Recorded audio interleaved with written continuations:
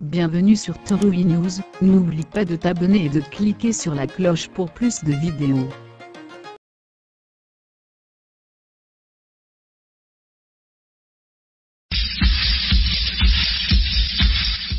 Madame, Messieurs, bonjour à tous. Nous sommes très heureux de vous retrouver ce matin sur la radio Taxi FM Lomé. Aujourd'hui c'est jeudi. Et comme annoncé, notre invité ce matin, c'est le président du PRR, le Parti du Renouveau de la Rédemption, Nicolas Lawson. Avec lui, nous souhaitons aborder les grands sujets de l'actualité. Vous savez, depuis 3 semaines, la conférence des chefs de tête de gouvernement de la CEDEAO semble avoir tracé une voie de sortie de crise à la classe politique togolaise. 3 semaines après, si pour certains les choses patinent, pour d'autres ça avance avec le chronogramme dressé hier par la Commission électorale nationale indépendante.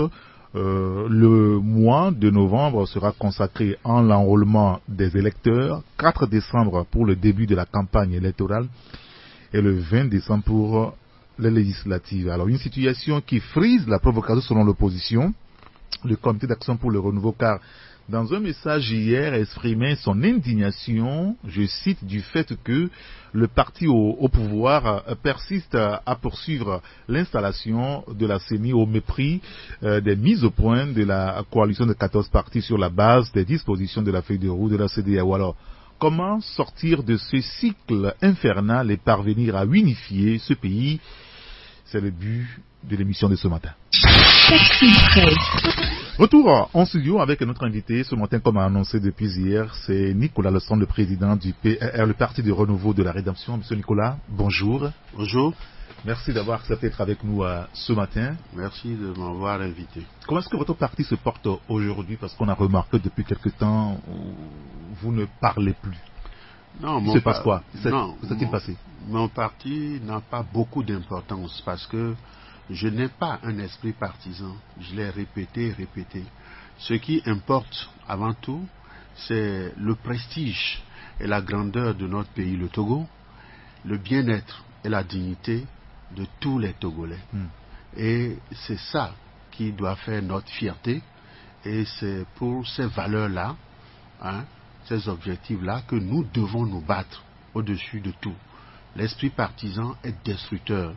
Et c'est pour ça que depuis un certain temps, quand j'ai vu que les protagonistes de la crise ont commencé à chercher à nouveau des facilitateurs, nous avions apporté notre contribution en demandant à un moment donné que la C14 puisse s'ouvrir pour se renforcer, pour mener le combat juste. Et cette fois-ci, un combat qui permette au Togo de sortir de la crise définitivement. Les interprétations ont été de toutes sortes. Mais quand la facilitation est arrivée et que finalement on a trouvé une feuille de route et que cette feuille de route-là, c'est-à-dire c'est en quelques éléments en moins de ce que nous avions décidé et approuvé comme recommandation au CPDC rénové, je me suis dit que la voie était dégagée pour que les acteurs, les protagonistes de la crise puissent enfin permettre aux Togolais de souffler et puis de penser à leur vie, à leur bien-être, à leurs enfants et à leur avenir. Mais à un moment donné, nous avions constaté, et surtout les miens, à l'extérieur comme à l'intérieur, ont constaté qu'il y a un blocage et qu'il y a à nouveau un risque pour l'avenir. C'est la paix dans le pays. Vous reprenez la parole. C'est pour ça que j'ai repris la parole. Très bien. Alors, avant de revenir sur les questions politiques et sociales, si vous voulez bien, il se passe dans notre pays des faits extrêmement graves. Depuis quelque temps, nous assistons à des profanations des lieux musulmans. Le Coran n'est pas épargné. Quelle est la réaction de votre parti? C'est vrai, vous dites tout à l'heure que vous n'êtes pas partisan, mais quelle est la réaction du PRR par rapport à ce sujet? Les gouvernants ont quand même assuré qu'ils vont traquer ces bandits, ces voyous-là, et depuis 3 semaines, 4 semaines, ça dure. Ils n'ont qu'à faire leur boulot. C'est tout ce qu'on demande à des gens qui gouvernent un pays. Parce que c'est avec indignation que nous avons appris et nous apprenons ces actes qui sont indignes des Togolais. Les Togolais, en réalité, non. Sur ce plan, ils n'ont pas été formés comme ça. Vous vous rappelez, quand les catholiques, les protestants et les musulmans se rassemblaient au palais des congrès pour célébrer ensemble, hein, avec l'écuménisme et tout. Alors, qu'est-ce qui s'est passé?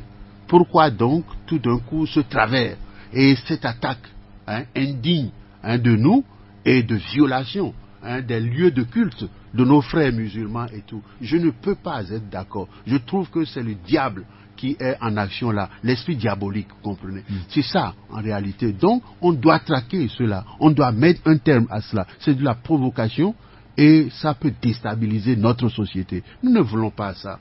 Nous voulons vivre en frères.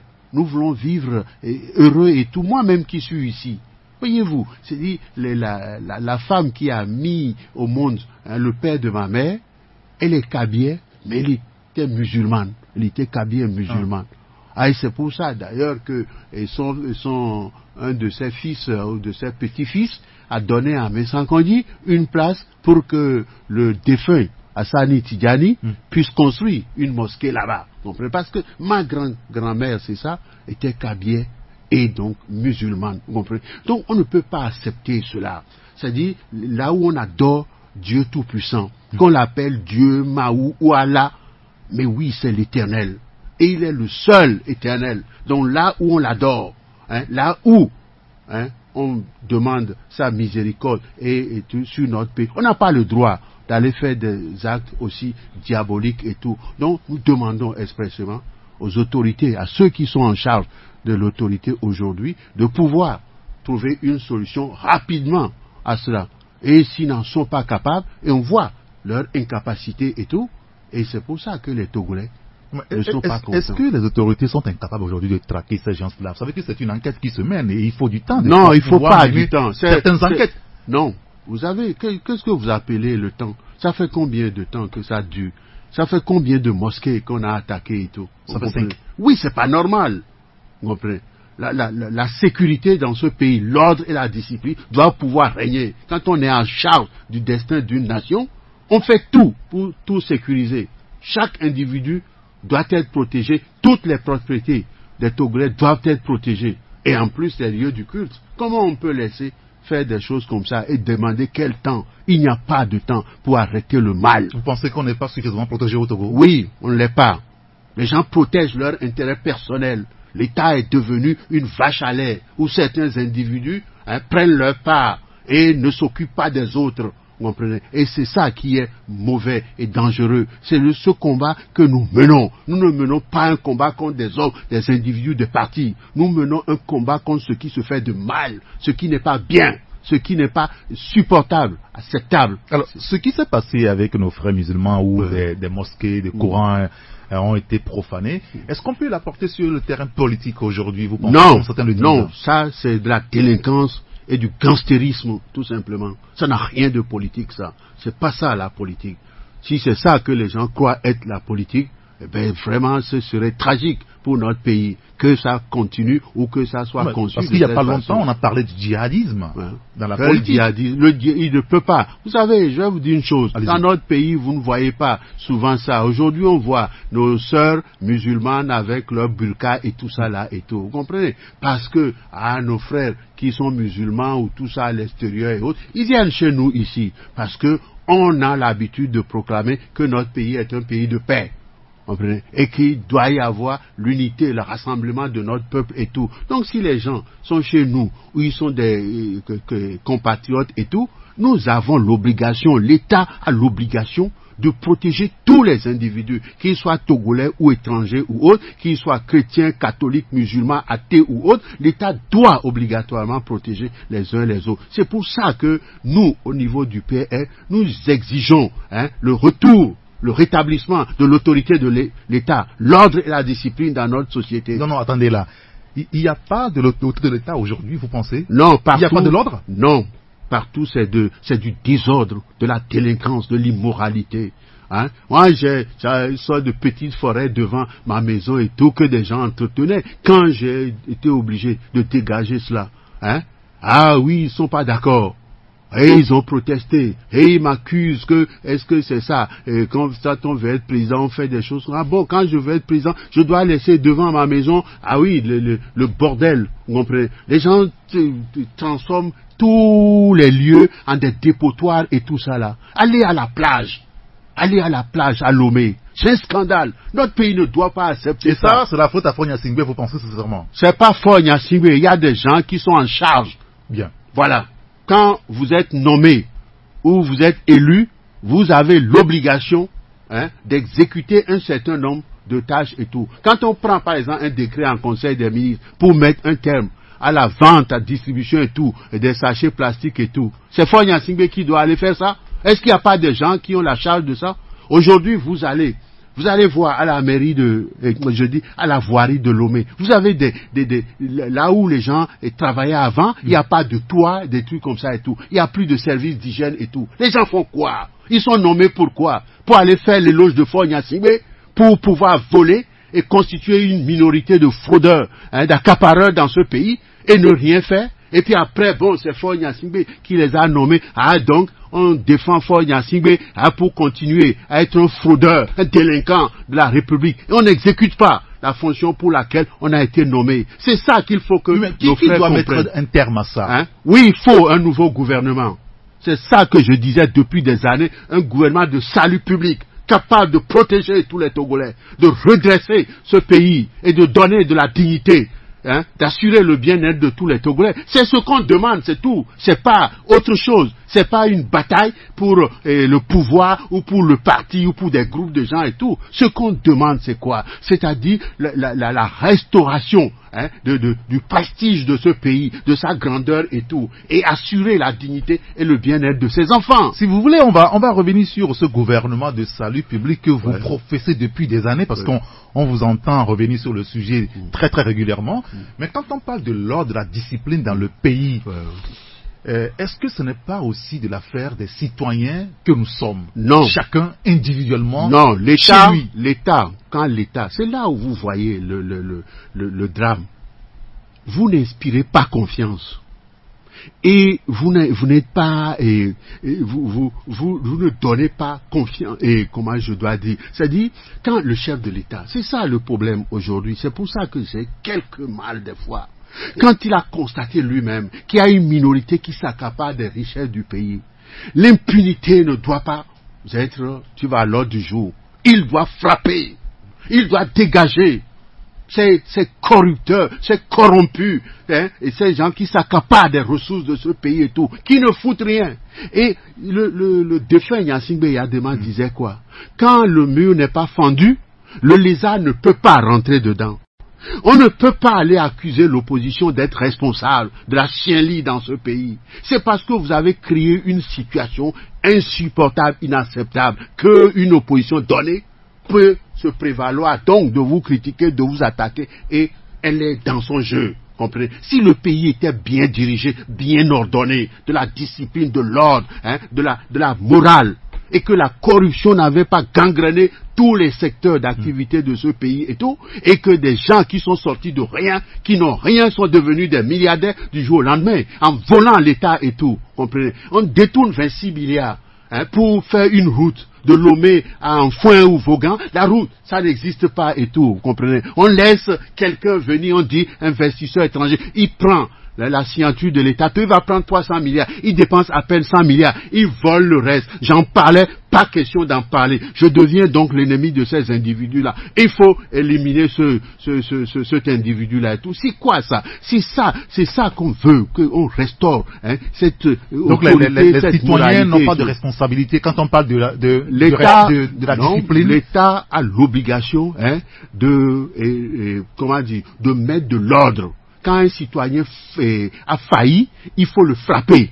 Quand vous voyez que un individu simple, un citoyen simple, constate que son oncle ou etc., du jour au lendemain, parce qu'il est ministre ou tout, il est milliardaire, et ses enfants peuvent traîner des millions et tout, et toutes les voitures et toutes les belles choses, et que lui demeure dans la pauvreté, dans la misère, il peut respecter ce oncle-là, ou je sais pas. Il est révolté?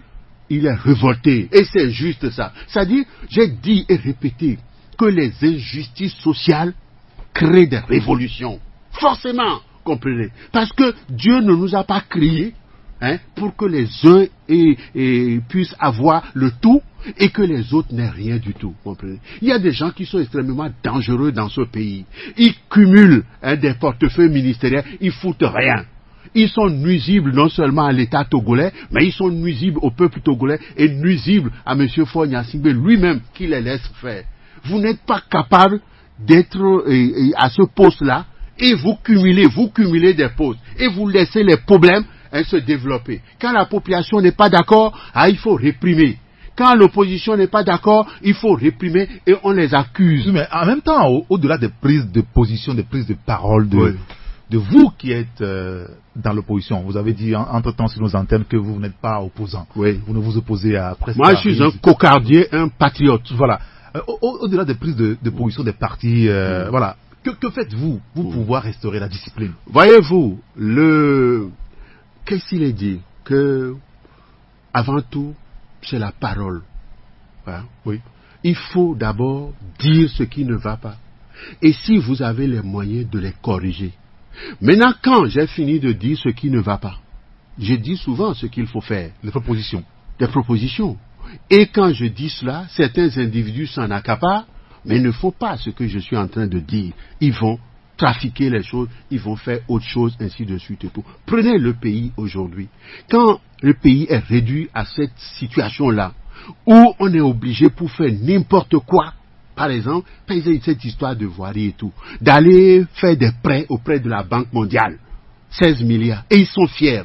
C'est un scandale, c'est une faillite. Pour la voirie? Oui. Même quand les citoyens ne balaient pas devant leur cou. Est-ce que les citoyens balayaient avant? Oui ou non?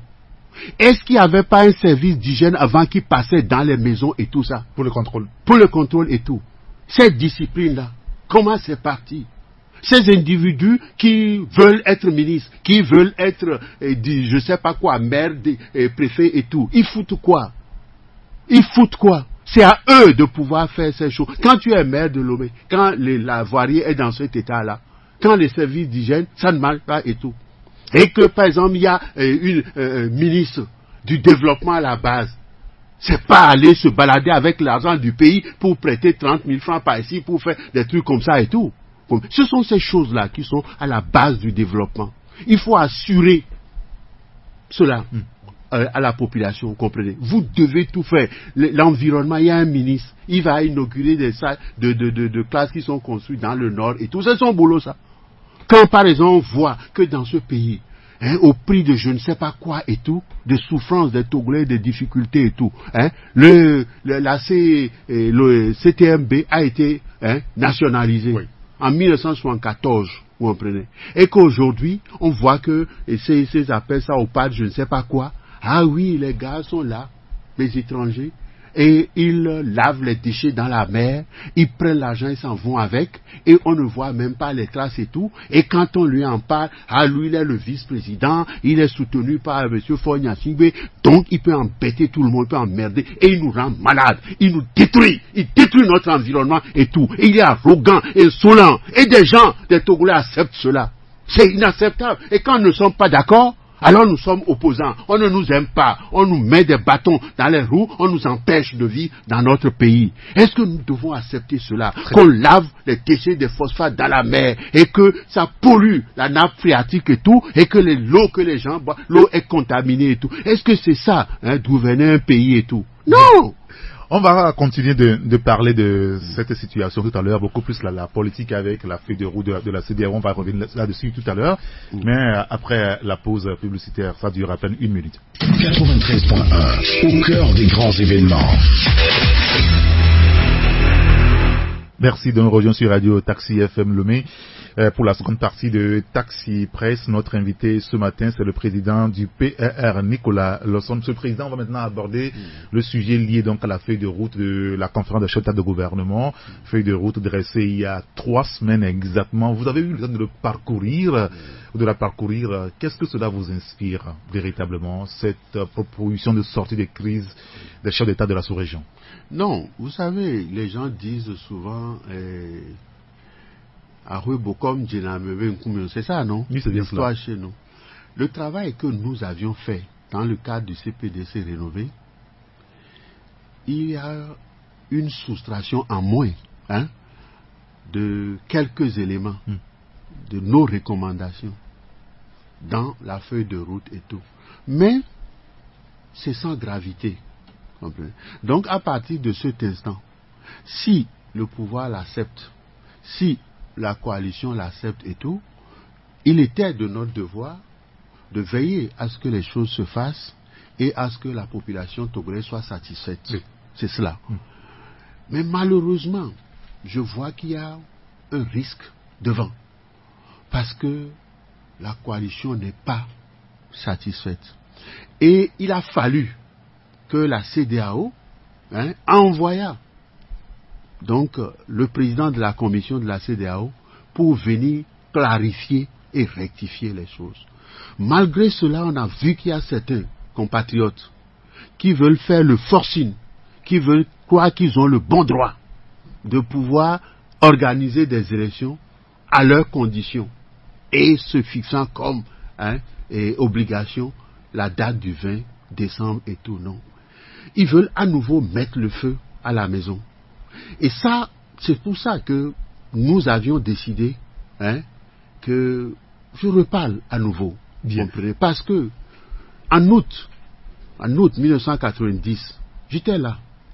Et il y a eu nos frères du RPT qui ont sillonné le pays et qui sont revenus et qui ont organisé leur 7e congrès pour dire que les Togolais n'étaient pas prêts pour la démocratie, le multipartisme.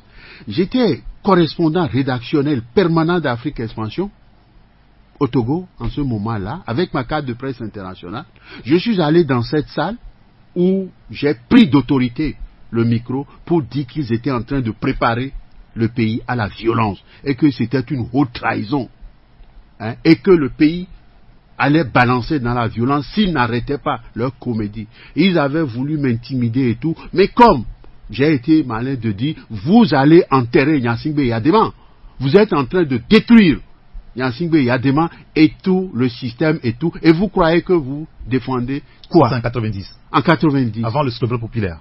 Avant le 5 octobre. Et effectivement, quand le 5 octobre était survenu et tout, quand on disait l'opposition et tout, je dis non. Ce sont les gens-là qui étaient rassemblés du RPT dans le palais des congrès, le 7e conseil. C'est eux qui ont préparé le pays à la violence. Ils sont responsables des violences du 5 octobre et tout. Si certains individus dans l'opposition croyaient que c'était eux tout, non. Un pays, à un moment donné, est fragile. Et il faut faire attention. Des petits politiciens qui croient que pour leur intérêt personnel ou partisan, ils peuvent jouer avec le destin d'un pays. Ils sont dangereux. Aujourd'hui, la CEDEAO nous propose quelque chose. Oui, mais je fais toujours une fondation avant d'arriver. Vous comprenez? Aujourd'hui, je vois encore que certains individus croient pouvoir interpréter à leur façon et à leur avantage la feuille de route de la CEDEAO. Et ils prennent comme, je ne sais pas quoi, obligation, je sais, que la date du 20 décembre. Vous comprenez? Non. La démocratie n'est pas un principe. La démocratie, c'est un processus, vous comprenez?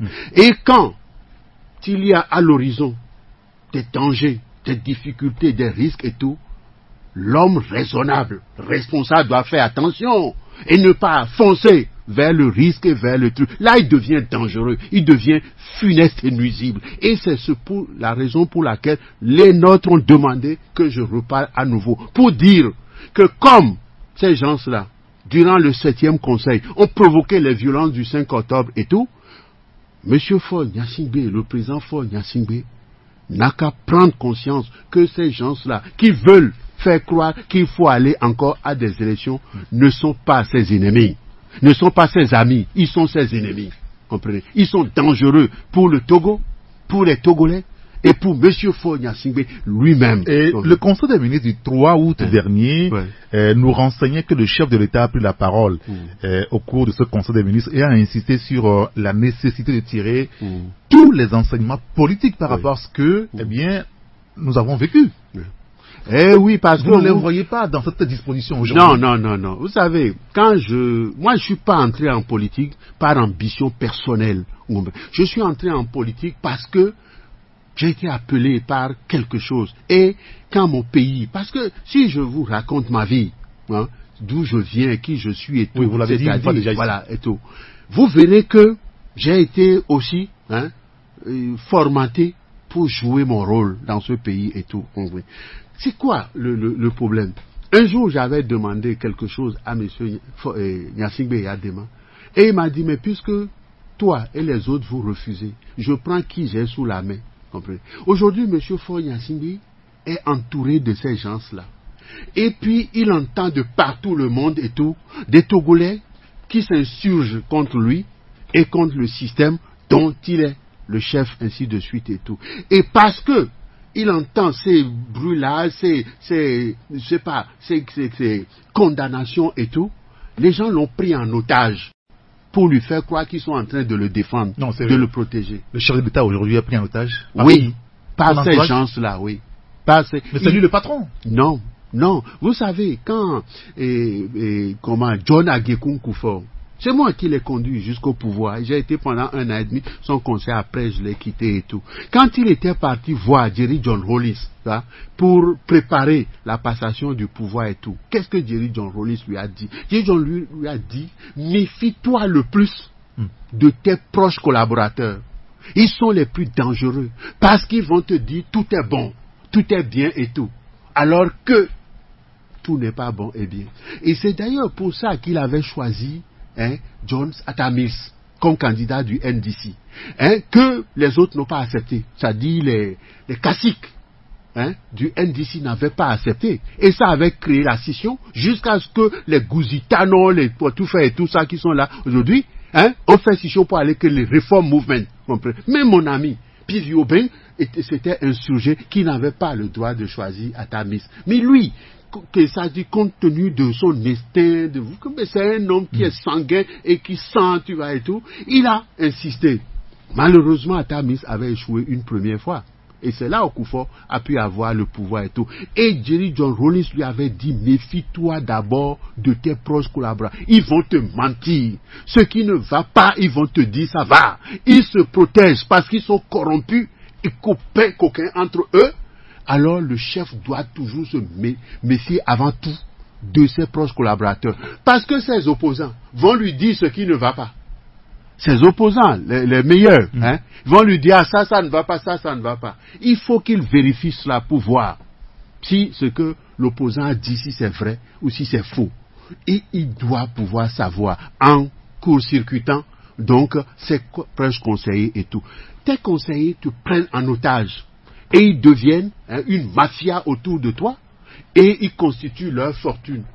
Ils deviennent des coquins et tout. Donc, quand les Togolais hier s'attaquaient à Gnassingbé Eyadema, que Negbe Djovo quoi, je disais attention, faites attention et tout. Non, Gnassingbé Eyadema est parti et aujourd'hui, regardez une situation qui est pire que ce qu'on avait hier. Alors pour sortir du problème, on propose une thérapie pour pouvoir sortir notre pays d'affaires.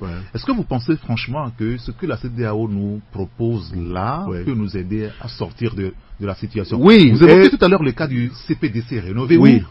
Vous étiez membre de cette commission qui a travaillé et à exception près, ce qu'on nous propose aujourd'hui, vous l'avez déjà proposé. Absolument. Oui, parce que... Et le pouvoir à l'époque n'avait pas, y compris certains de l'opposition à l'époque, n'avaient pas accepté ce qui avait été sorti du CPDC rénové. Et ils ont saboté même, sous prétexte que tel ou tel n'a pas le droit, tel n'est pas populaire et tout ça et tout, vous comprenez.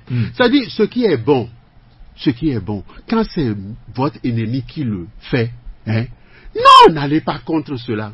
Par esprit partisan, vous comprenez, par intolérance et tout. Ce qu'on avait fait, c'était aussi simple que nous nous sommes dit, quel est l'intérêt du Togo dans cette affaire? Pourquoi nous sommes là? Comprenez? C'est pour que le Togo retrouve la normalité. Comprenez? Ainsi de suite. C'est pour ça que nous avions fait des propositions en disant, par exemple, quand certains s'étaient sentis en difficulté, ils vont dire que nous sommes en train d'éliminer Faure Gnassingbé ici. Je dis non. Nous allons mettre donc dedans que la loi n'est pas rétroactive pour faire comprendre que nous n'étions pas contre Faure Gnassingbé, c'était pas contre lui et tout. C'est pour ça qu'on avait fait ça, en me souvenant surtout du fait que la Cour constitutionnelle avait déjà adopté, vous comprenez, hein, alors, nous avions dit quoi? La loi n'est pas rétroactive. Si ça n'avait pas été saboté par les uns et les autres, M. Faure Gnassingbé aurait pu faire ce troisième mandat-là comme son deuxième mandat, vous comprenez? Et c'est fini. Et c'était fini. Il allait sortir par la grande porte et entrer dans l'histoire, vous comprenez? Mais les gens se sont ligués à la fois dans l'opposition, dans le pouvoir, pour empêcher que les choses ne se passent pas de cette façon-là. Et aujourd'hui, nous sommes encore en train de préparer le mal pour notre pays et tout, l'instabilité, la crise permanente, avec certains individus qui ont pris sur eux de jouer un rôle funeste dans l'histoire de ce pays et tout. Oui, mais c'est ça vous parlez de l'instabilité qui nous guette encore. Oui. Alors qu'on nous propose quand même des pistes pour que nous sortions d'affaires. Non, tout ça, je ne veux pas appeler des noms ici. Oui, non, on va revenir sur la question essentielle de la CENI tout à l'heure. Mais avant de l'aborder, est-ce que franchement, les présidents de la CEDEAO, je veux parler des présidents chefs d'État qui composent la CEDEAO aujourd'hui, ont quand même mûri la réflexion avant de nous proposer ce qu'on nous a donné là le 31 juillet dernier? Vous savez pourquoi certains chefs d'État ont accepté de soutenir M. Faure Gnassingbé en 2005 et pratiquement de nous l'imposer? Mais c'est parce qu'ils avaient reçu comme mission de faire une transition qui soit acceptée par les uns et par les autres. Et c'est pour ça qu'ils avaient présenté M. Faure Gnassingbé comme son père du Nord et sa mère du Sud. Donc une forme de réconciliation nationale et une histoire comme ça et tout. Et il était convenu que M. Faure Gnassingbé fasse 10 ans, 2 mandats au maximum et se retire. Mais compte tenu du comportement de certains de nos amis, de l'opposition? Oui. Donc, en 2015, oui, les gens étaient aux élections, les gens se sont trus, et les gens ont attaqué la CEDEAO, et les gens ont insulté des trucs, tout ça là et tout. Et le chef s'était fâché, et il dit, débrouillez-vous. Et en 2015, ça a été l'élection que l'opposition a contestée, frauduleuse, et ainsi de suite et tout. Donc, la crise, le virus est toujours resté en place. Et c'est de ça, tu vois, dont nous souffrons encore aujourd'hui, de cette maladie-là et tout. Donc, nous devons faire attention. Et quand vous ne voyez pas le risque devant, alors là, vous allez tomber dedans, fatalement et tout. C'est pour ça qu'il y a les freins. Il faut des fois que les gens comprennent. La vie, dans la vie, nous devons considérer qu'il y a des obstacles, qu'il y a des freins et tout, et que nous ne devons pas rouler comme s'il n'y a pas des obstacles et des freins, parce que nous croyons avoir le pouvoir, ou nous croyons être nantis de l'argent et tout ça là. Non, il faut que les gens fassent attention. Ce qu'ils sont en train de faire là, la CEDEAO est en courroux actuellement et n'acceptera pas ça. Oui, ce que la CENI, soi-disant avec le ministre là, ils sont en train de faire, en cherchant à rouler les opposants, en cherchant à faire croire la population. Non, nous avons une population à 90% d'analphabètes et tout. Et la misère a renforcé l'ignorance et la délinquance dans le pays et tout. Donc les gens ont faim. Donc on peut toujours trouver des gens pour aller dans la CENI. On peut toujours trouver des gens pour aller dans les CENI. Vous n'êtes pas en train de dire que ceux qui sont dans la CENI, c'est parce qu'ils ont faim qu'ils y sont. Ah oui, non. Absolument. C'est ce que je vous dis. C'est de la cupidité, c'est de l'avidité. Vous les insultez, comment vos amis de la politique. C'est une réalité, mon ami. C'est une réalité. Vous comprenez, quand vous êtes un homme raisonnable, sensé et tout, vous n'allez pas là où il y a des problèmes. Vous comprenez? Si vous êtes un homme et que vous raisonnez et que vous êtes rationnel, vous n'allez pas là où il y a, parce que vous avez besoin de quoi? Ou parce que vous êtes partisan et tout. Pourquoi vous cautionnez ce qui est mal?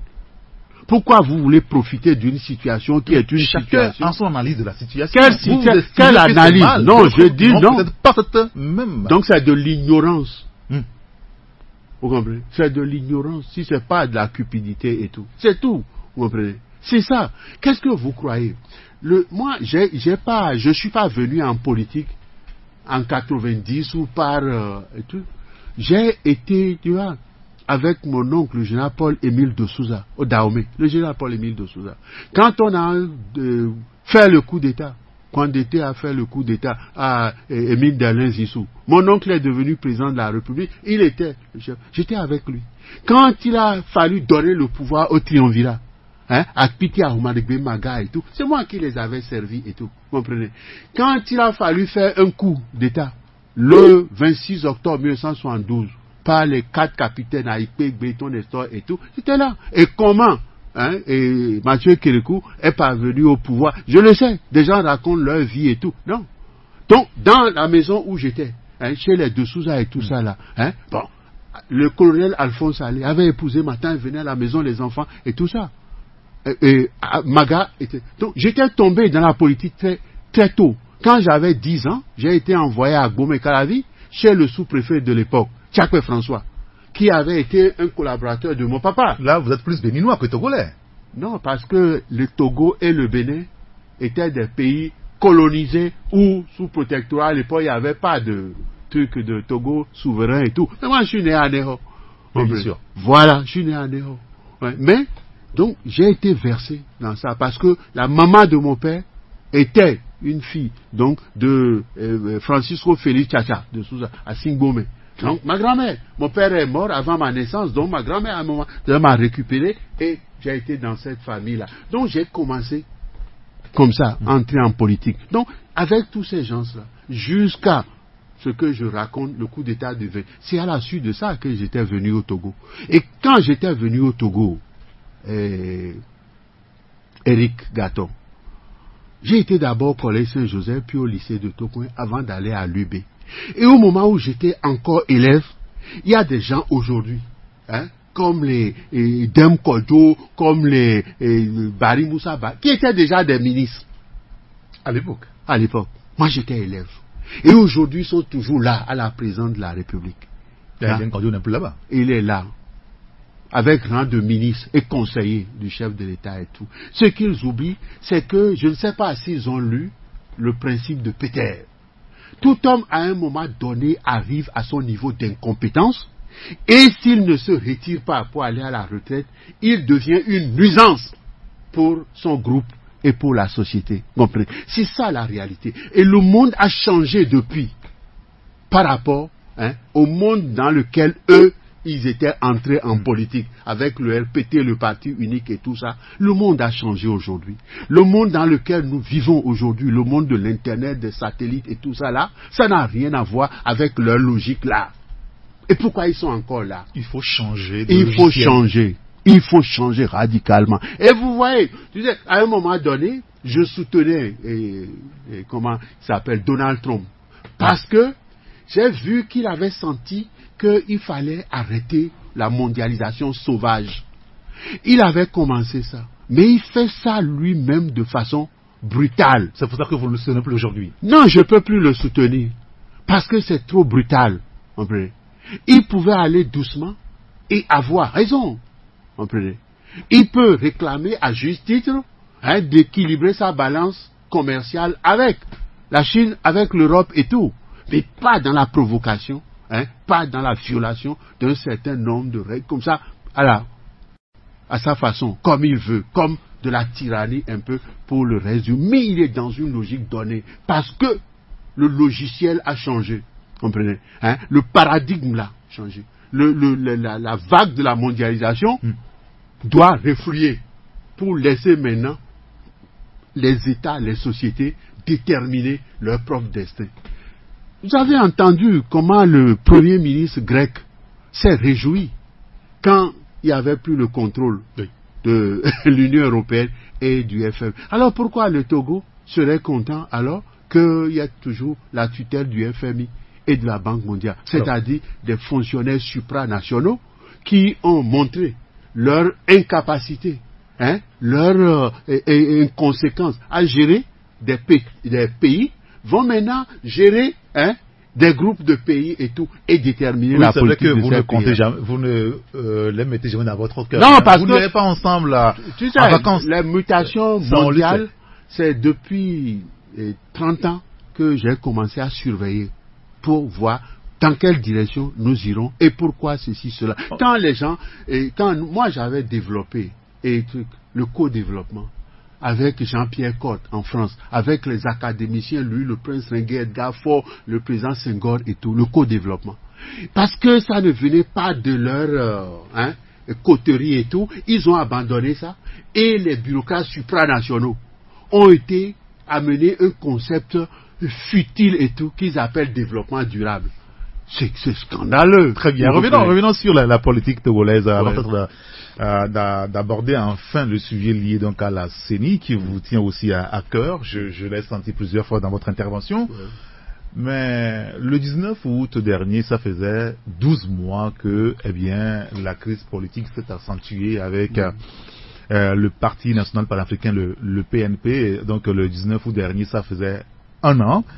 Alors, quand on vous pose la question par rapport à ces 12 derniers mois de politique empreint de violence par moment, que répondez-vous? Est-ce qu'on aura forcément besoin de tout ça là pour faire comprendre aux gens qu'il faut changer de paradigme? Non, il n'y a que les ignorants qui recourent à la violence, comprenez? Et il y a de la violence légitime qui vient d'un pouvoir et la violence légitime qui vient d'un peuple. Voilà, c'est ça. Et le Togo, c'est pas sa destinée d'aller dans la violence pour se construire, pour se bâtir. Non. Notre pays a une chance extraordinaire. C'est-à-dire que ce sont des gens qui sont venus d'un peu partout pour venir s'agglomérer ici et tout. Mais cette terre a c'est-à-dire son aura et ainsi de suite et tout. Et ça nous appelle à quoi? Travail, fraternité et patrie. N'est-ce pas? Notre devise. Travail. Est-ce que nous travaillons? Non. Les gens nous empêchent même de travailler pour notre pays. Et eux, ils s'accaparent de ça et ils foutent rien. Ils font des discours, ils font des conférences, ils font des ateliers, ils font tout. Mais tout a été déjà dit et préparé, ainsi de suite et tout. Il suffit d'agir. Comprenez? Nous n'avons plus besoin d'aller nous associer des ateliers, des conférences, de cela et tout. Nous devons agir. Nous connaissons déjà. Si tu veux faire, par exemple, un portable, tu as besoin encore d'aller chercher les études fondamentales, des trucs comme ça et tout. Non. C'est déjà fait. Tout est déjà fait, ainsi de suite. Il suffit pour nous seulement de copier et d'avancer. Donc c'est ça, c'est le travail qui ennoblit l'homme, qui bâtit une nation et tout. Nous ne travaillons pas parce que certains imposteurs ont pris le contrôle de nos pays et tout, et viennent faire des conférences, viennent faire des ateliers, viennent faire des trucs, et pour gagner leurs sous, mais sont en train... C'est-à-dire que le 19 août 2017 a été une date pour réveiller les gouvernants. Mais voyez-vous, c'est-à-dire, le problème c'est quoi? Le problème c'est que quand vous avez en face un pouvoir comme celui qu'on a, récalcitrant et tout, et qui a la force de l'État, il faut faire attention. Il faut faire attention. Parce que quand vous envoyez les gens en manifestation, en tout ça et tout, et qu'il y a des morts, vous avez l'obligation de réussir. C'est pour ça que j'avais dit que si on veut le pouvoir, on va le chercher où? À la présidence. C'est là où il y a le pouvoir. Si on ne peut pas aller... Ce n'est pas dans la rue. C'est pas dans la rue. C'est pour ça que vous n'envoyez jamais vos partisans dans la rue. Jamais. Et j'ai dit que si nous devons avoir le pouvoir, nous irons en masse à la présidence de la République pour prendre le pouvoir. Non mais attendez, ça c'est dangereux. Ah oui. Et ce qui est fait depuis le 19 août, c'est pas dangereux. On n'a pas perdu des vies humaines. On n'a pas perdu en termes d'économie, de social et tout ça là. On n'a pas perdu en termes... C'est plus facile d'aller à la présidence pour peut-être prendre le pouvoir là-bas. Mais s'il faut tuer 100 personnes en un an, ou les tuer en une journée, je préfère qu'on les tue en une journée et qu'on ait ce pourquoi on est sorti, que de les laisser tuer petit à petit pour n'avoir rien du tout, ou pratiquement pas grand-chose. Vous voyez? Et c'est pour ça d'ailleurs que j'avais dit à l'époque, les gens ne m'avaient pas compris. Parce que les gens sont partisans, ils prennent des trucs qui ne sont pas essentiels. J'avais dit que seul un gouvernement de transition, et que j'appelais gouvernement de salut public, pouvait résoudre les choses. Vous savez, la démocratie, c'est quoi? On a vu la France, on a vu les États-Unis. Nous n'inventons rien. Hein? Ce qui existe, nous copions plus ou moins en l'adaptant, ainsi de suite et tout. Aux États-Unis, qu'est-ce qui s'est passé? Quand les pères fondateurs, les George Washington, les Hamilton, les Jefferson et tout, quand ils ont compris que si vous voulez agir, vous devez agir globalement, hein, et avec une équipe, cohésion de l'équipe. Donc, c'est pour ça que quand les républicains perdent le pouvoir, les démocrates prennent le pouvoir, ils changent toute l'administration à Washington. Donc, ils ont là la possibilité d'appliquer leur programme. Mais s'ils ne réussissent pas, si le peuple dit ce que vous avez dit, vous ne l'avez pas fait, ou c'est pas ce que nous voulons, le peuple les chasse et les républicains reviennent et les républicains mettent en œuvre. Donc, ça crée l'alternance et tout chez eux. La France a commencé comment? Pas des révolutions. Comprenez? Oui.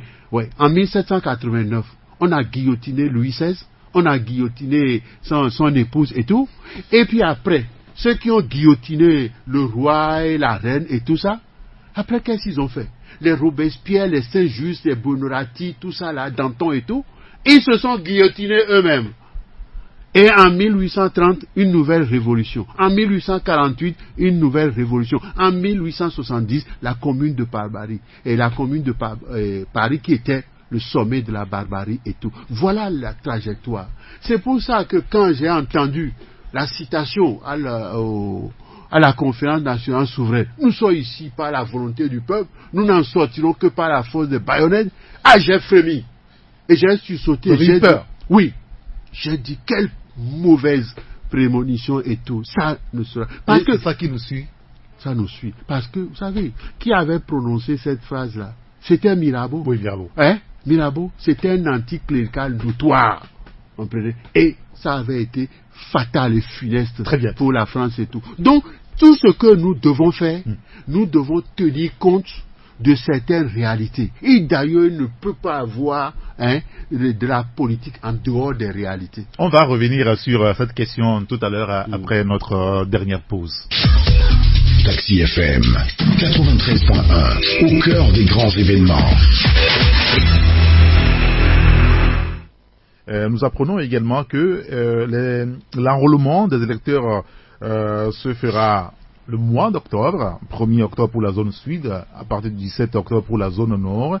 La liste définitive sera rendue publique le 3 décembre, et puis le 4, le début de la campagne électorale pour les élections législatives le 20 décembre. Quand vous voyez le travail que la CENI est en train de faire et la récrimination, on va dire, d'une partie de l'opposition, puisque le CAR, d'ailleurs, exprime son indignation par rapport au travail qui est fait au niveau de la CENI. Maître Yaovi Agboibo et ses amis disent que ils expriment leur indignation du fait que le parti au pouvoir persiste à poursuivre l'installation de la CENI et de son démembrement au mépris des mises au point de la C14 sur la base des dispositions de la feuille de route de CEDEAO. Qu'est-ce que vous vous dites par rapport donc au travail qui est fait aujourd'hui par la CENI? Mais si j'ai bonne mémoire, la CENI peut proposer, mais le gouvernement n'a pas encore approuvé. C'est ça. La CENI propose, tant que le gouvernement ne va pas accepter cela, ce ne sont que des souhaits. Visiblement, le gouvernement semble être d'accord avec la CENI. Voilà, c'est pour ça que j'avais dit la réaction du ministre Edouard Boukessi récemment sur RFI. Ce monsieur. C'est pour ça que j'avais dit à nos amis de la C14 qu'on ne peut pas progresser, on ne peut pas avancer s'il n'y a pas un gouvernement de transition, dans lequel c'est eux, c'est nous qui décidons. C'est tout. Aujourd'hui, c'est possible. C'est possible. Dans la feuille de route de la CEDEAO, il n'a nul fait mention du gouvernement de transition. La CEDEAO, un gouvernement de salut public comme vous l'appelez. La CEDEAO a fait des propositions très claires. Et on a vu quand le président de la commission est venu, oui, il a rectifié des choses, comprenez.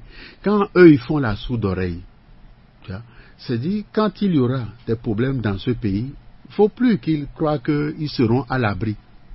Ceux-là qui s'agitent là, dans la CENI et puis dans le gouvernement, pour amener encore ce pays vers des tragédies et tout, il ne faut pas que, cette fois-ci, ils vont encore s'en sortir. Ils vont être noyés dans cette affaire. S'ils préparent encore la violence pour ce pays, ils vont payer très cher. Personne n'a parlé de la violence. Non, c'est de la violence. Vous préparez la violence, pas vos comportements. Pour aller aux élections? Mais est-ce que les élections ont jamais réglé un problème dans ce pays? Pourquoi ils croient que aujourd'hui, parce que eux, est-ce que M. Bokessi, il croit que l'ANC ou autres ont confiance en lui? Il n'était pas dans la dernière CENI. Oui. Alors, et il a été promis parce que ils ont fait ce qu'ils ont fait dans la dernière CENI et ils croient que c'est encore possible. Non, il y a une limite à tout, vous comprenez? Vous pouvez errer. Le jour venu, vous trouverez, comme disent les Ivoiriens, garçons devant. Dieu Tout-Puissant ne laisse pas ses enfants comme ça tout le temps, à ce que des fils de Satan, de Lucifer, prennent. Non, attendez, qu'est-ce que vous appelez? J'ai dit en généralité. Donc, il ne faut pas que des fils de Satan puissent faire libre cours à leur cupidité et à leur ambition, comprenez? Non. C'est dit, les gens sont venus pour vous aider, pour trouver des solutions, pour pacifier ce pays et pour aller vers un avenir serein et tout. Et maintenant, vous braquez et vous dites, nous on va faire. Ah, s'ils ne viennent pas, tant pis pour eux, ils ont leur place quand ils vont venir. C'est pour ça que vous avez appelé des facilitateurs. C'est pour ça que les autres ont accepté des facilitateurs et tout. Et vous croyez que le peuple togolais, ça dit dans sa majorité, je ne dis pas à ceux qui peuvent aller à la soupe ou je ne sais pas quoi et tout, vont accepter cela. Et que vous aurez ils seront responsables demain de quelque violence que ce soit. C'est eux qui provoquent les violences dans ce pays et tout. C'est inacceptable. La préparation des élections telles que faites par la CENI aujourd'hui. Ils n'ont pas le droit. C'est de la provocation. On a vu le ministre des Affaires étrangères. Quand il a lu son histoire et tout, il a dit quoi? Robert Doucet. Et il dit il y a un comité de suivi avec les membres de la CEDEAO, avec les membres de la C14 et avec les membres du gouvernement. Mais quand le président de la commission est venu, il dit non, la commission, là, c'est uniquement les responsables de la facilitation et les responsables de la CEDEAO, n'est-ce pas? Oui, tout bien cela. Donc, il y a une mise au point qui est très claire. Et c'est pour ça que moi, je n'aime pas que mon pays soit livré à des étrangers qui viennent nous dicter ce qu'on doit faire, comment et tout. Mais quand nous-mêmes nous prêtons le franc et que nous laissons, comme disait Yansingbe et Adema, le trou, le lézard rentre dedans et tout. Quand vous avez fait venir des gens de la CEDEAO et tout ça, mais un minimum quand même. C'est la preuve aujourd'hui que le gouvernement en réalité ne veut pas quand même écouter les injonctions de la CEDEAO et pacifier le pays. Non, j'ai déjà dit, ils ont fait un conseil de ministres hier. Est-ce que vous avez entendu que le gouvernement a approuvé ce que décide la CENI? Rien n'a été dit par rapport à ça. Voilà. Donc, le gouvernement a plus de précautions. Et c'est que si jamais ils approuvaient cela, ça allait déclencher. Ça. Parce que je vous ai dit, qu'est-ce qui se passe? Monsieur Fogna Singbe, c'est mon frère. Et je suis obligé, parce que je ne veux pas que le sang d'un seul Togolais coule et que notre pays soit l'opprobre, la risée à l'extérieur et tout. Je suis obligé de temps en temps de lui donner mon point de vue. Et ces gens-là qui lui disent aujourd'hui qui sont ses amis, sont ses pires ennemis. Et les ennemis de notre pays, ils sont dangereux. Regardez ce qu'ils sont en train de faire. Des gens sont venus pour vous aider. Et dès que les gens sont partis et tout, vous croyez à nouveau être en terrain conquis et avec arrogance et mépris de vos partenaires, vous avancez. Et vous croyez qu'on va vous laisser parce que vous êtes qui et vous êtes quoi? C'est ça la réalité que les gens doivent voir et comprendre. Mais quelle arrogance, quel mépris pour ses compatriotes et tout. Pourquoi M. Boupessi et M. Katanga croient qu'ils peuvent décider d'aller aux élections le 20 décembre pour résoudre quel problème, pour faire quoi? Pour que le Togo continue à marcher comme ça marche aujourd'hui et qu'on aille chercher 16 milliards pour régler nos problèmes, petits problèmes de voirie et tout ça. Ou pour que quand on veut pouvoir gérer ce pays, il faut aller chercher des obligations ou des bons de trésor, 20 milliards auprès des étrangers, endetter ce pays jusqu'au cou. Est-ce que c'est cette gouvernance-là qui mérite leur outrecuidance? Et ils croient que ça va continuer jusqu'à quand?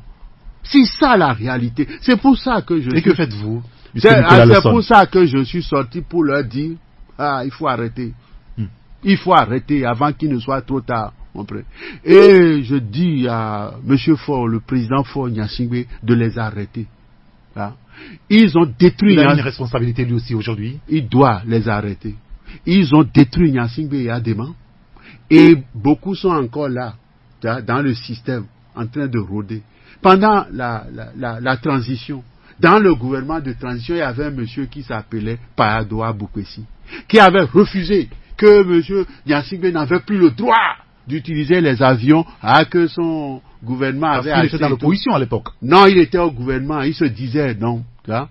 C'est ça. Donc, il a fait que on a monté la colère de Gnassingbé et Adema. Et il y en a des gens qui avaient aussi trompé Joseph Kokou Kofigo pour lui dire ouverture du boulevard des armées, provoquant l'armée togolaise et tout. Eh bien oui, le 1er octobre, le 8 octobre et tout ça, et le 3 décembre et tout, qui on a vu. Donc ces gens-là sont repartis, tu vois, d'où ils venaient et tout, et d'autres sont morts, d'autres sont partis et tout. Pourquoi les gens veulent imposer à notre pays des tragédies à répétition? Pour qui ils se prennent? Pourquoi ils se comportent comme ça? Pourquoi on ne peut pas s'asseoir entre frères et discuter et trouver des solutions? Et comment on règle ce problème justement, M. Nicolas Lawson? Aujourd'hui, on est dans une situation presque encore... Moi, j'ai dit, j'avais envoyé, je ne sais pas si... Qu'est-ce qu'on fait? Je ne sais pas si on lui a donné ça et tout. Votre lettre, vous l'avez encore écrit? Non, pas récemment. La dernière fois où je l'ai fait, je lui ai demandé de former ce gouvernement de salut public, de s'entendre avec ses frères de c'est quoi ce gouvernement de salut public dont vous parlez? C'est un gouvernement qui doit avoir une feuille de route très claire. C'est-à-dire que le Togo reprenne sa liberté. Vis-à-vis de qui? Vis-à-vis des institutions supranationales. Mais nous sommes endettés, vous l'avez dit. Ah oui, nous pouvons. Comment on prend sa liberté? Par la volonté, toutes les nations ont la capacité de sortir de la faillite. Et j'ai dit, tu sais, nous avons... En remboursant vos dettes. Mais nous pouvons. Nous pouvons. Je ne vais pas dévoiler toute ma politique et tout ça là ici, mais je peux vous dire que nous pouvons et nous en avons les moyens de multiplier notre PIB par 5, 6, 7, même jusqu'à 10. En rendant fongibles nos capitaux bords. Je répète ça depuis. Certains individus, parce qu'ils ont fait la BOAD, ils ont des économies, ils croient qu'ils peuvent comprendre ce que je dis. Non, je suis allé chercher ces recettes-là dans l'histoire. Comprenez? Dans l'histoire. Et j'ai vu les hommes qui ont fait un certain nombre de trucs pour sortir. Même quand vous prenez le régime de Adolf Hitler, son ministre des Finances et tout, Edwin Erhard, quelle politique il a menée de 1932 à 1935, c'est-à-dire en 3 ans. Un pays qui était en faillite, avec une inflation galopante et tout ça là, il a transformé ce pays. Et c'est ça qui est monté à la tête d'Adolf Hitler. Et il croit qu'il pouvait conquérir le monde. Et fatalement, quand vous avez trop d'ambition, c'est l'histoire de Icare, comprenez? Vous êtes brûlé, le soleil vous brûle les ailes si vous montez tout. Il est monté tout. Donc comme les empires et tout ça là et tout, vous commencez quelque chose, si vous ne connaissez pas votre limite, vous serez fatalement abattu, tôt ou tard. Ce système est peut-être à bout de souffle et des individus... Il y a besoin d'un gouvernement de salut public. De salut public, comprenez. Donc, M. Faure Gnassingbé, le président Faure Gnassingbé, il entend que c'est de lui dont on parle partout. Que c'est le fils de Gnassingbé et Adema. C'est un tyran, c'est ceci, cela. Il ne veut pas quitter le pouvoir. Est-ce que quelqu'un parle de ces individus-là tapis dans l'ombre, qui sont dangereux? Ils ont des poisons, ils empoisonnent cette société et tout. Quelqu'un les connaît, parle d'eux et tout. Ce sont des pauvres esprits, de pauvres types et tout. Donc c'est lui qui doit pouvoir tirer la conclusion et sortir du pouvoir. Des gens sont partis avant lui. Mais votre gouvernement de salut public, c'est un gouvernement de transition. Oui. Je posais la question tout à l'heure. À quelle magie pouvons-nous revenir à un gouvernement de transition? Ce gouvernement de transition avait été soutenu, proposé par l'opposition, la coalition. Non, j'ai dit à nos amis. On n'a jamais accédé à ça. Non, on l'avait fait. À la sortie de la conférence nationale souveraine, on a fait quelque chose de bâtard après l'accord politique global et tout. Oui. J'ai expliqué quand j'ai rencontré nos frères de la C14 que nous n'allons plus aller vers, tu vois, ces sortes de trucs. Et, bon, un avocat, ou je ne sais pas qui, il ne peut pas trouver les solutions. C'est pas la peine de l'envoyer parce qu'il croit qu'il est opposant et tout. C'est-à-dire, c'est pas une question d'être opposant ou d'être ceci. Non, c'est une question d'avoir des solutions, une vision et une ambition nationale. Et quand vous allez là-bas, qu'est-ce que vous allez faire, comment vous allez faire et tout. Et j'avais déjà proposé à l'époque de doubler les salaires. Après, je me suis dit non, nous allons aller progressivement. Nous allons augmenter les salaires des fonctionnaires de 35%. Nous allons mettre en chantier la construction de 5000 salles de classe à 25 milliards, 2 milliards pour les cantines scolaires, ainsi de suite, ainsi de suite. Nous en avons les moyens. Parce que, je le sais, hein, quand vous concevez une idée, parce que Dieu Tout-Puissant vous a donné ce don-là, c'est à vous qu'il a donné ça, il n'a pas donné ça à un autre. Il peut entendre ce que vous dites. Vous pensez qu'on a les moyens de faire tout ça? Nous en avons les moyens. Depuis quelque temps, il y a quand même des émissions de bons trésors. Et oui, parce que des gens incompétents, incapables... Ça veut dire qu'on n'a pas les moyens? Non, des gens incompétents, incapables sont à des postes où ils ne doivent pas être. C'est ça. Et c'est vraiment, il faut un autre développement. Pourquoi ces choses sont autorisées? Parce que la Banque mondiale, ces institutions supranationales et tout, vivent aussi de ça. S'il n'y a pas de crédits, des trucs comme ça et tout, pour ces pays-là, ces institutions vont fonctionner comment? C'est ça. Parce que la moitié des frais de leur fonctionnement, ah oui, ce sont si les gens payent leur quote-part, ou ils ont une partie sur les taux d'intérêt et tout, c'est ça qui leur sert de fonctionner, comprenez? Donc, à partir de là, si vous ne vous endettez pas, et ils ne peuvent pas fonctionner.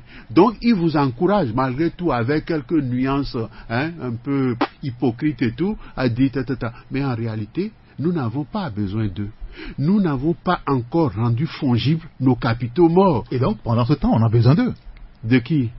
On n'a pas besoin d'eux. Les hommes qui peuvent, il faut les mettre là. C'est tout. Les gens qui peuvent changer les choses.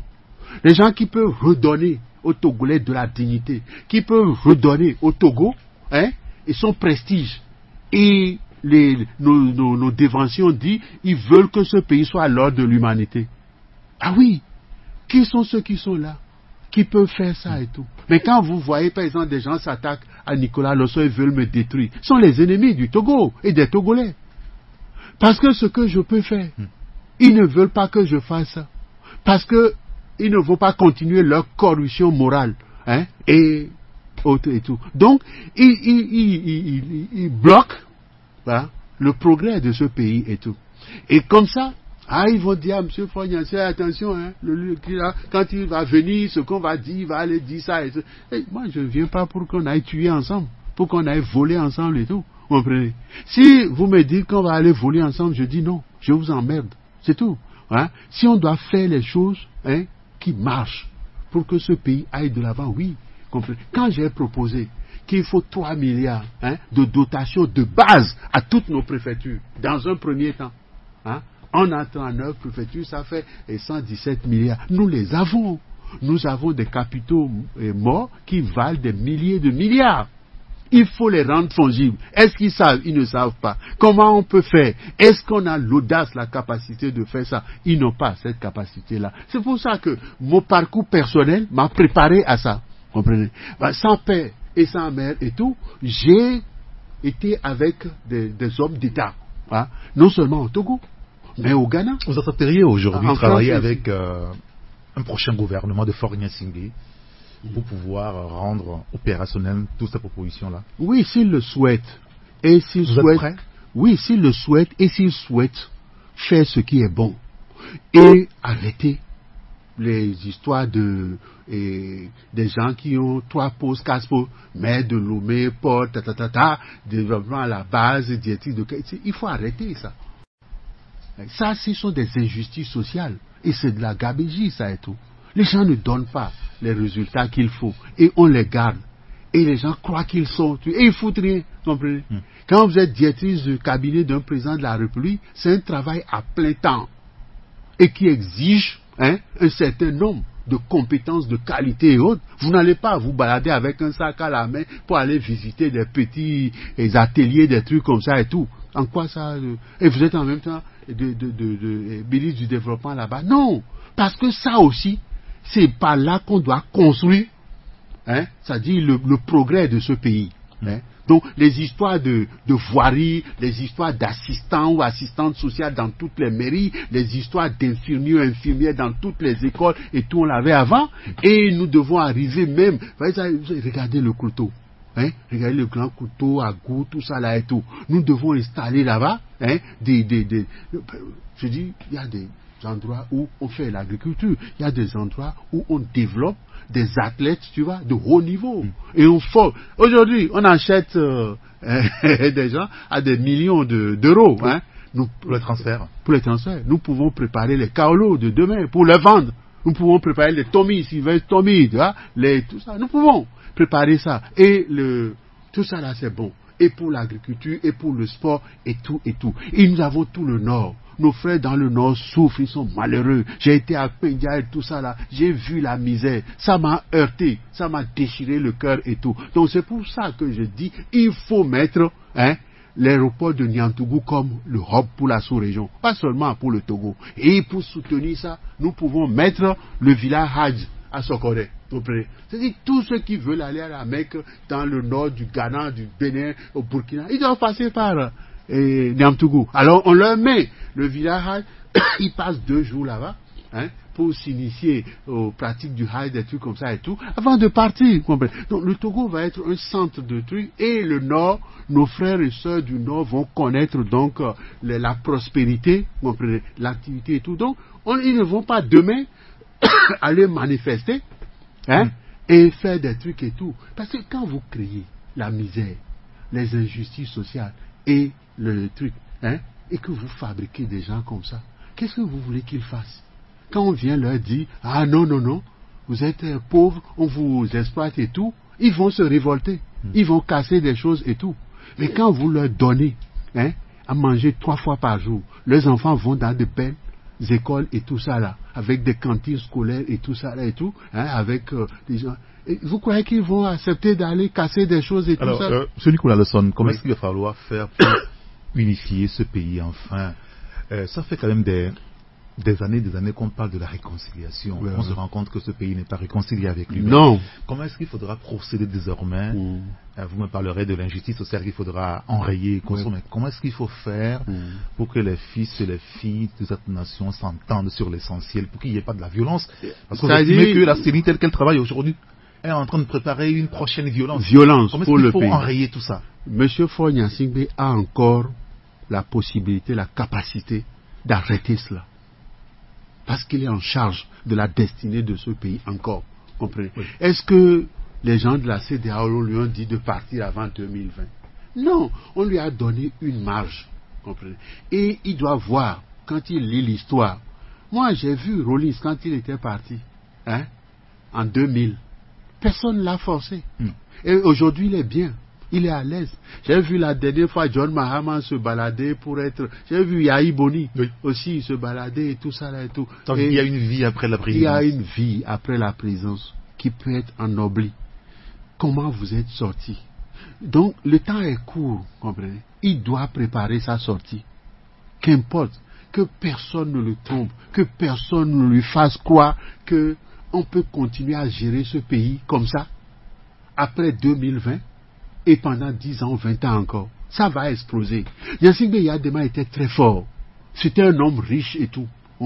Gnassingbé Yadema, il prenait pas l'argent de ce pays pour faire ce qu'il faisait. Il avait lui-même ses activités personnelles. Et il gagnait des milliards. qui lui avait permis d'acheter plein de chefs d'État. Quand vous voyez certains chefs d'État arriver jusqu'à Pierre Poirier, vous croyez quoi? Hein? La plupart des chefs d'État qui sont là, ils sont venus chercher de l'argent. Et Yadema faisait quel travail en plus de la présidente de la République? Je ne vais pas vous dire tout, vous comprenez. Donc, il avait des milliards, Gnassingbé Eyadema, vous comprenez, qu'il donnait aux uns. L'argent qu'il prenait à l'OTP, à des trucs comme ça, c'est ça qu'il distribuait. Hein, aux syndicalistes de la CNTT, aux femmes de l'UNFT, et puis à ces arrêtos et tout ça là, tu vois. Mais ses propres affaires. Gnassingbé Eyadema a commencé à faire des affaires, d'abord avec Gowon, sur le Nigeria, dans la guerre, avec le Biafra et tout. Oui. Ouais, vous comprenez. Donc, aujourd'hui, M. Faure Gnassingbé n'a pas cette possibilité-là. Que les gens ne le trompent pas qu'en organisant des sommets, des trucs comme ça, ça va régler quelques problèmes que ce soit. Non, ça ne réglera rien du tout. Et le temps n'est plus à ces sommets. La mondialisation est essoufflée, est en destruction, rapide. Je ne sais pas pourquoi Tom est si pressé de détruire la mondialisation. Il peut aller doucement et ça va provoquer moins de dégâts et tout. Mais il a été programmé pour aller comme il est en train de programmer. Vous savez, Dieu Tout-Puissant programme les hommes pour un but donné, pour un destin donné. Personne n'a pu empêcher M. Faure Gnassingbé de venir au pouvoir en 2005 dans les conditions là. Et personne ne peut savoir comment il va en sortir.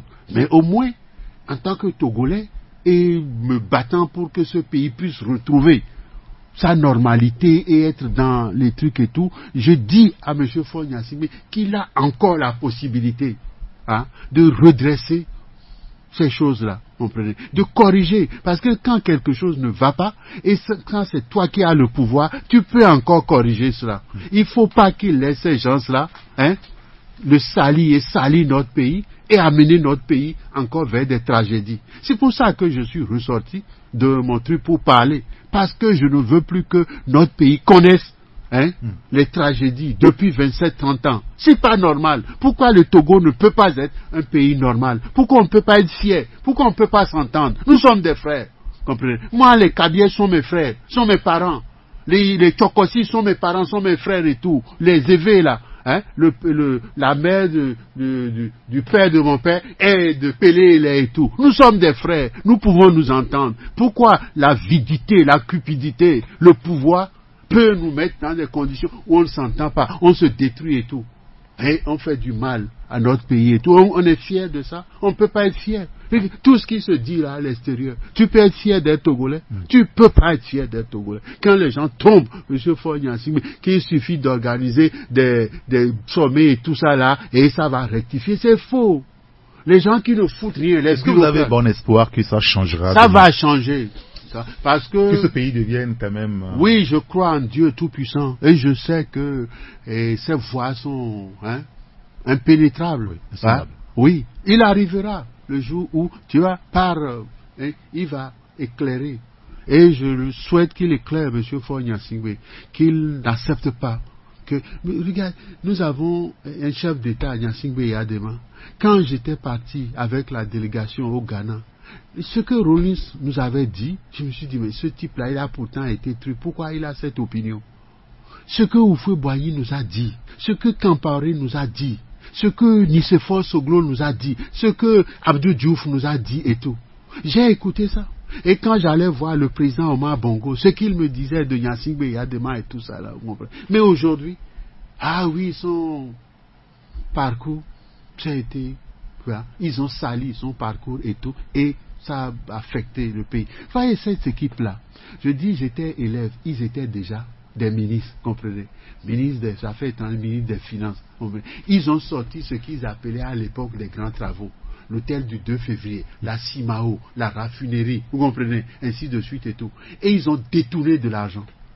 Ils ont tellement détourné de l'argent et commencé à endetter le pays que quand les gens n'avaient plus ce qu'ils avaient, avant 1985 au moins, donc les gens se sont rébellés et ça a coûté très cher à Gnassingbé Eyadema et à notre pays, et jusqu'aujourd'hui nous continuons de payer le prix. Très bien. Et c'est ça qu'il faut arrêter. Quel est votre message, en dehors du message que vous venez adresser au chef de l'État Faure Gnassingbé, quel est votre message à l'endroit du peuple togolais qui, pour certains, sont dans l'expectative quand même? Oui, je dis aux Togolais, je leur ai toujours dit ça, d'avoir foi en Dieu Tout-Puissant. C'est pas dans les églises, les trucs là et tout, que non. Dieu est là où il y a le calme, le silence, comprenez. Dans vos chambres, dans vos maisons, priez, demandez à Dieu Tout-Puissant, que sa main puissante, puisse être sur ce pays, et qu'il éclaire ses enfants, il les inspire, et qu'il suscite parmi eux les meilleurs, pour reprendre en main le destin de ce pays, et pour conduire notre pays vers le rêve des premiers politiciens, c'est-à-dire en faire l'ordre de l'humanité, et qu'on remette au travail notre jeunesse, parce qu'on en a besoin, vous comprenez, le travail, et qu'on soit fraternel, et qu'on aime ce pays et tout, voyez-vous. Donc c'est ça que je souhaite pour le Togo. Nous devons être fraternels, nous sommes devenus des frères du sud au nord, vous comprenez. Donc la fraternité, mais le travail avec ardeur, parce que c'est ça qui va nous permettre de construire. Non, on ne travaille pas assez. Il y a trop de vagabondage, de corruption, de délinquance, et de trucs. Les gens font des ateliers, les gens font des trucs, ils foutent rien, et ils dépensent l'argent du pays et tout, tu vois, et ils croient que c'est ça. Non, c'est pas ça. Le travail, c'est la création, la création de biens. Et de richesse et tout. Nous devons travailler, nous devons produire. Et nous produire, ça veut dire produire sain. Nous devons commencer à donner à nos agriculteurs des subventions. Nous avons le droit, puisque c'est fait en Europe, c'est fait aux États-Unis, c'est fait en Chine et tout. Donc nous devons donner à tous les Togolais qui ont un hectare et tout, des subventions. Et puis développer une agriculture qui soit plus bio que ce que nous sommes en train de faire aujourd'hui. Ils sont en train de détruire notre agriculture et de nous détruire. Ils nous tuent à petit feu. C'est ça qui nous révolte. Et nous ne pouvons pas nous taire, nous ne pouvons pas rester là à croire qu'on nous dit qu'on a fait un aéroport, un port, et que ça suffit, on a fait quelques routes et tout. Non! Ça ne nous suffit pas, on ne veut pas de ça. On veut plus que ça. On veut 20 fois, on veut 100 fois plus que ça. Et en travaillant, on l'aura. C'est le travail qui crée l'argent, qui crée la richesse et tout. C'est pas l'inverse. Que personne ne nous trompe. Personne. Et quand on a entendu Mitterrand, je ne sais pas quoi dire, c'est la démocratie qui crée le développement, c'est faux. L'histoire a prouvé que c'est le développement qui nourrit la démocratie. Ça vient avant. C'est tout le monde. On parle de mandat social, de quoi on parle? Quand les gens, je les vois avec un petit palu, ne peuvent pas se soigner, meurent. Vous comprenez? Et on ne peut pas diagnostiquer les choses. Il n'y a pas les équipements dans les hôpitaux, des trucs comme ça et tout. Non. Il faut aller au-delà de ça. Et c'est ce que je propose. Mais j'ai foi. Et ma foi me donne la conviction que nous y arriverons. Vous comprenez? Bien. Je prie pour même, mais pour mes ennemis. Mais je n'en ai pas. Vous comprenez? Donc quand les gens m'entendent dire, je prie pour que Dieu inspire, tu vas faire Nyasingwe, qu'il le guide pour lui faire comprendre qu'il peut encore s'en sortir bien et sauver ce pays. Très bien. Nicolas Lawson, merci d'avoir accepté de travailler avec nous ce matin. Je vous remercie. Que Dieu veille sur nous. Très bien. Merci beaucoup. Notre invité ce matin, c'est le président du PRR, Nicolas Lawson. Merci à vous de nous avoir suivis. Merci à Emmanuel Afanyagwe qui a assuré la coordination technique. Appelez-moi Saint-Rigaton. On se retrouve demain pour la grande messe de vendredi avec l'équipe de vendredi. Merci d'avoir regardé la vidéo. Abonne-toi et partage la vidéo avec tes proches.